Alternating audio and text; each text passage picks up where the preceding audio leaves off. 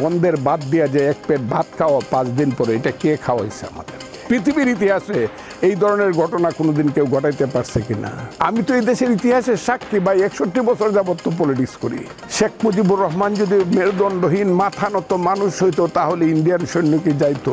বিনিময়ে ভারতকে, যেমন শেখ হাসিনা বলেছেন ভারতকে যা দিয়েছি সারা জীবন মনে রাখতে হবে, ভারতকে সহযোগিতা করেছে, কিন্তু তার বিনিময়ে কী কী নিয়েছে এবং সেটা কতটা যৌক্তিক ছিল, এই জিনিসটিকে যদি একটু নজর দিতেন। আপনি আজকে আমাকে কঠিন প্রশ্ন করতেছেন এবং বিব্রতকর, তারপর আমি উত্তর দিবই। আমি আপনাকে বলি, সেই ভারত 25শে মার্চ রাত বঙ্গবন্ধু অ্যারেস্ট হয়ে চলে গেলেন। আল্লাহ ছাড়া বাঙালির আর কোনো গতি ছিল না। সব কিছু পুরে ছারকার হয়ে যাচ্ছে, কেউ কিছু বলছে না। 26শে মার্চ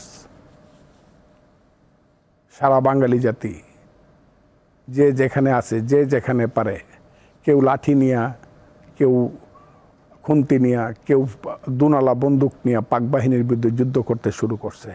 আর নামছে কে? নামছে সেনাবাহিনী প্রথম। এবং সেই সেনাবাহিনী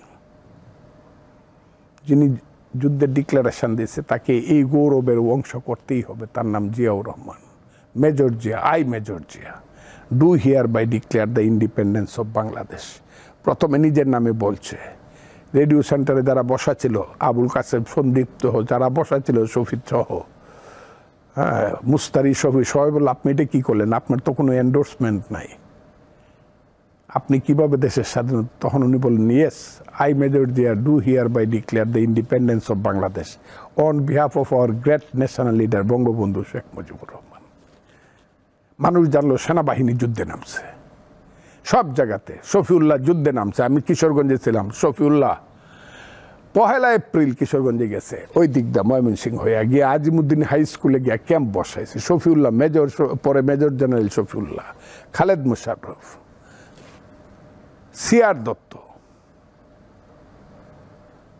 মীর শওকত আলী এবং পরবর্তী সময়ে কর্নেল তাহের, পরবর্তী সময়ে কাজী নুরুজ্জামান, মেজর মঞ্জুর পাকিস্তান থেকে আইসা, মেজর জলিল পাকিস্তান থেকে আইসা, এইভাবে সেক্টরে সেক্টরে যুদ্ধ শুরু হলো।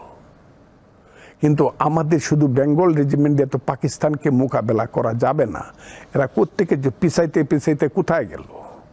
জিয়াউর রহমান সাহেবের নিজের বই পড়েন, নিজের উক্তি পড়েন, নিজের লেখা পড়েন, বলে আমি পিছাতে পিছাতে সাবরুম চলে গেলাম। সাবরুমের পরে নদীটা পার হয়ে বিলোনিয়া আমাকে যেতে হলো বাধ্য হইয়া, এবং আমাকে আশ্রয় দিল। বিলোনিয়া কোথায়? বিলোনিয়া হইল ত্রিপুরায়, ইন্ডিয়ার ত্রিপুরা। এবং সমস্ত মেজরদেরকে, বিলোনিয়া না শুধু, সবাই করিমগঞ্জ আশ্রয় দিল কাকে? সিআর দত্তকে। সেটা নিয়ে কোনো প্রশ্ন সব দিল। আমি যে গেলাম যুদ্ধে, হাজার হাজার লাখ লাখ ছেলে যে যুদ্ধ গেল, প্রথম যে আমরা বর্ডারটা পার হইলে পরেই গিয়া ওই যে ইন্ডিয়ার বুটের ডাইল আর গন্ধের বাদ দিয়া যে এক পেট ভাত খাওয়া 5 দিন পরে, এটা কে খাওয়াইছে আমাদেরকে? আমি জানি তাদের স্বার্থ আছে, এটা মাথায় রেখে আমি কথাটা বলি। ইন্ডিয়া খাওয়াইছে। তারপরে যে আমি যুদ্ধে গেছি, আমি যে 4 সপ্তাহ ট্রেনিং দিছি, ট্রেনিং দেওয়ার পরে যে আমি 7.62 রাইফেলটা নিয়ে যে ভিতরে ঢুকছি, এলএমজিটা নিয়ে ভিতরে ঢুকে, এইটা কার ছিল? এটা ইন্ডিয়ার ছিল। সেটা বুঝলাম, কিন্তু স্বাধীন যেটা যে প্রশ্নটা বলছে ওইটা দিয়ে কেউ অস্বীকার করছে না। কিন্তু স্বাধীনতার পরে ভারতের সাথে বাংলাদেশের যে সম্পর্ক, দেশের মানুষের সাথে কি সম্পর্ক হয়েছে নাকি শেখ হাসিনার সাথে সম্পর্ক হয়েছে? শেখ হাসিনাটা পরে আসেন, আমি বঙ্গবন্ধুর সাথে কথাটা বলি। জি, বঙ্গবন্ধু কিন্তু ভারতের মাথার উপর দিয়ে উড়িয়েই কিন্তু লাহোরে গেছে। গেছে কিনা বলেন? ইসলামী সম্মেলনে গেছে নাকি না যায়নি? যেটার জন্য বঙ্গবন্ধুকে অনেক খেসারত দিতে হয়েছে। তার সাথীরা না করছে, বঙ্গবন্ধু বলছে আমি কারো মাখা তামুক খাই না, আমি উড়ে যাবই। গেছে। এবং বঙ্গবন্ধু থাকাকালীন সময় যদি কেউ মনে করে যে শেখ মুজিবুর রহমান সবই ইন্ডিয়ারে দিয়ে দিছে, বলতে পারে। কিন্তু মাখা তামুকের খাওয়ার কথা যা বলছেন, তার বেটি কি সে মাখা তামুক খেয়েছে? হ্যাঁ, আমার মনে হয় না। বঙ্গবন্ধু শেখ মুজিবুর রহমান মৃত্যু পর্যন্ত আন্তর্জাতিক রাজনীতিতে মাথা উঁচু করেই ছিল। বঙ্গবন্ধুর কথা বলছি না, শেখ হাসিনা তার কন্যার কথা বলছি। আমি কন্যাটা পরে আসেন না, বলেন। কন্যা তো অনেক পরের ব্যাপার। বঙ্গবন্ধু তো ইন্দিরা গান্ধীকে দিল্লিতেই বলছে কানে কানে, কোন দিন আপনি আপনার সৈন্য ফিরে আনবেন, বলছে কি না বলেন।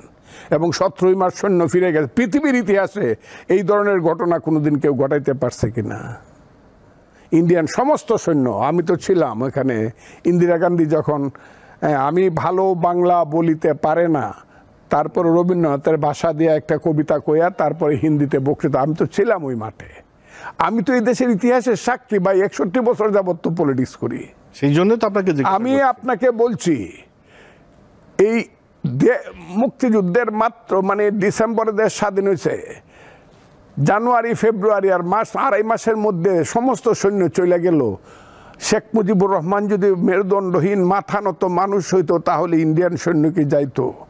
আমাকে 1 কোটি গালি দিবে আজকে এরা, কিন্তু এটাই ইতিহাসের সত্য, চলে গেছে তারা।